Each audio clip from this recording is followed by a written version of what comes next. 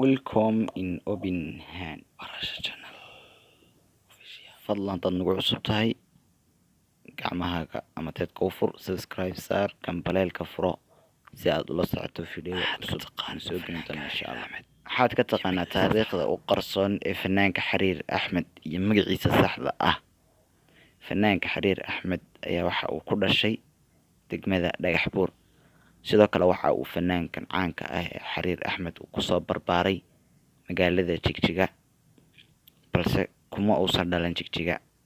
Jigjiga waxa uu kusoo qaatay dugsigiisii hoose dhexe, sidoo kale wuxuu kusoo qaatay secondary level dugsigiisii sare ilaa uu ka gaadhay heer jaamacadeed xagga ka dhameeyay.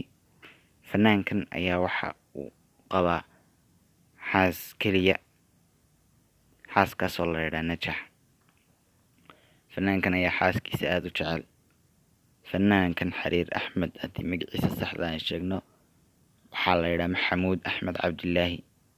Maxamuud Axmed Cabdilaahi waa magaca saxda ah ee fanaanka Xariir Axmed. Xariir Axmed haddaba xaggee uu kasoo raacay? Su-aashan oo isweydiin mudan ayaa waxa uu kaga jawaabay fanaanku bandhig inay u bixisay eedii magacan Xariir la yidhaha inay eedii u bixisay, saa darteed uu magacu ku shaabaxay.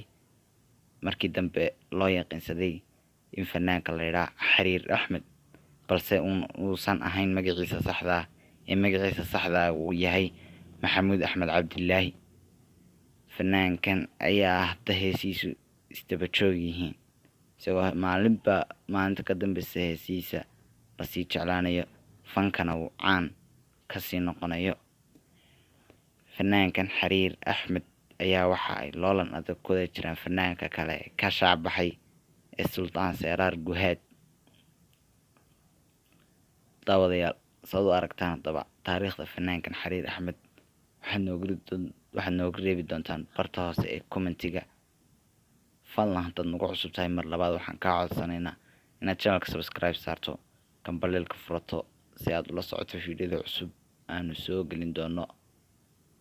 fanaankan caanka ah ayaa waxa ay gabadhiisu tahay qurbo joog. daawadayaal, intaan ku kulmi doono cashar inta lamida waa anigoo idinkaga tegaya barasha channel. fadlan mar labaad like fiidiyoga saar. wassalaamu calaykum waraxmatullaahi wabarakaatu.